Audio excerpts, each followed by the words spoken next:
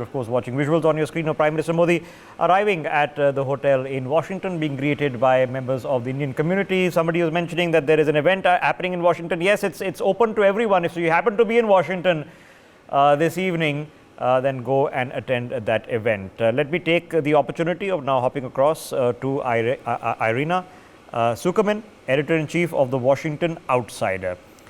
Ms. Tsukerman, what is your perception as you watch what we are being told by both sides should be the defining partnership of the coming decades? Has that sunk in what that really means?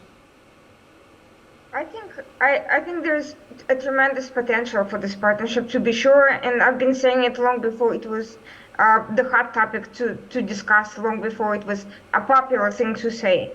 But there is optics and there's the reality. The optics are fantastic. If even the Washington Post says that this visit has great significance, that the administration is going all out, then you know that there is for sure a very positive and real foundation. But at the same time, there are real concerns. There are real concerns about follow-through. That is the important thing to any policy. The visit will come and go, but will the U.S. institutions follow through on the agreements that come out of these discussions? Will the programs or agreements or MOUs that are signed, will they be implemented?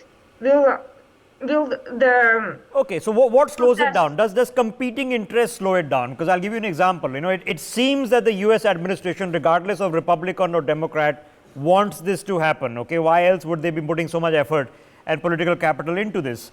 But at the same time, if you're in India and you want to get a US visa, you need to wait a year to get an appointment. If you're in America, if you're in China, you can get a US visa in a couple of weeks. So is there a conflict of interest within America which delays it, or is just bureaucracy that is frustrating? I think our immigration system is broken, and I'm not the first to say it. I think this needs to be fixed ASAP. I think giving opportunities to qualified individuals to come and work or visit this country should be a priority for us. I'll be the first to say it. And unfortunately, there's many things that are wrong. There is political conflicts. There is bureaucracy that has become basically completely unwieldy and out of control. There are internal issues of all sorts, but not necessarily ill intent against India specifically. Okay. On top level. I would not say that's the core of the problem. Okay. Just say, all right, fair enough. Yeah. Okay, what is your perception of India? Because I mentioned this through the course of the several hours I've been sitting on this chair right now. You know, there used to be a time where India was, you know, your job has been Bangalore and there's a call center with somebody who fakes an American accent and tries to talk to you and fix your computer. That wasn't a long time ago. That was a couple of decades ago. Has the perception of India changed? That did you know that your Apple iPhone is now made in India? You know, is that perception changing? I think it is changing. I think it's changing very rapidly. First of all, the communications are changing. So the globalization of communications has made it easier for people to just learn about other countries. I think the China shift, the focus on the defense issues have definitely contributed a lot. And quite frankly, India has grown so tremendously and so quickly that it's impossible to ignore, even if you're living under a rock and don't follow the news at all. So there's been a great deal of interactions that facilitated the exchange of information and more accurate information about it. And people know from colleagues, a lot of people, especially in big cities, they work with people from India and they hear, and the word spreads sooner or later. So I think that I think the general popular perception is moving in a very positive direction. Okay, so the perceptorial battle, but when we are talking about India's rise, you know, for fifth largest to fourth largest to third largest economy in the world, now we are not to the, you know, to whatever intents and purposes we've shown an expansionist power or a revisionist power. We are not looking at, you know, acquiring of overseas assets. Our primary goal has to be to provide for the people, 1.4 billion people within our ecosystem. But when we say that we are looking at a geostrategic philosophy of Vasudhaiva Kutumbakam, which is, you know, one world, one family, that we want to talk about yoga and we want to talk about all these things.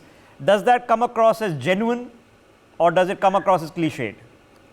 Well, I think most people are not really aware of that aspect, to be honest. I think the economic issues, the defense and security issues have become a lot more prominent. I think some of the underlying philosophies are not really, I think to an average person, they don't necessarily know about it. Yeah, what about other knowledge about India? Maybe, for example, 1.4 billion people, now we're the largest country on the face of the planet starting this year. The 20% of our population is Muslim. 200 million Muslims live in this country. As things stand in terms of sheer numbers, this is the most diverse country in the world, but it is not understood as diverse. It's seen as a homogeneous mass. What can we do to better that understanding, especially where you're sitting? I think communication is key, media is key. Quite frankly, the ambassadorship of these people, of different members of different communities, Muslim, Hindu, all the different linguistic groups and ethnicities that reside in India, it would be great to hear more from them and more strongly, more positively in the media, because there is a narrative. There is a narrative that seeks to downplay this diversity, that seeks to downplay the very positive general relations that take place on a day-to-day basis, and the fact that the community is so huge, there is a negative narrative that has to be countered. Okay, all right. In terms of global challenges right now, one of course is in Ukraine, the other is with China, then the Indo-Pacific, climate change.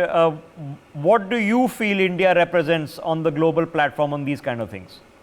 I think India has a potential to be a leader, but I think as clear as it has come out in terms of its positions as an independent country, setting course for its independent foreign policy, it also needs to consider the implication of some of its own conflicts. And I'm not talking about what US thinks or what anybody else thinks. I'm talking about India's own interests, because on the one hand, you have a growing competition with China, including on climate change and energy issue, in which India is set to become a potential leader on nuclear issues.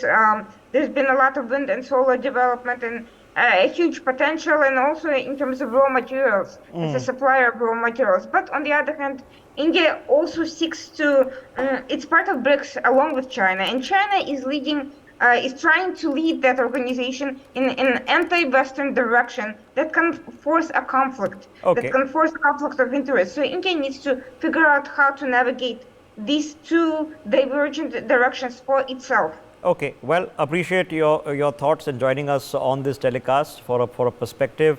Ladies and gentlemen, that was Irina Tsukerman, Editor-in-Chief of the Washington Outsider. For more such videos, subscribe to the NewsX YouTube channel, hit the bell icon.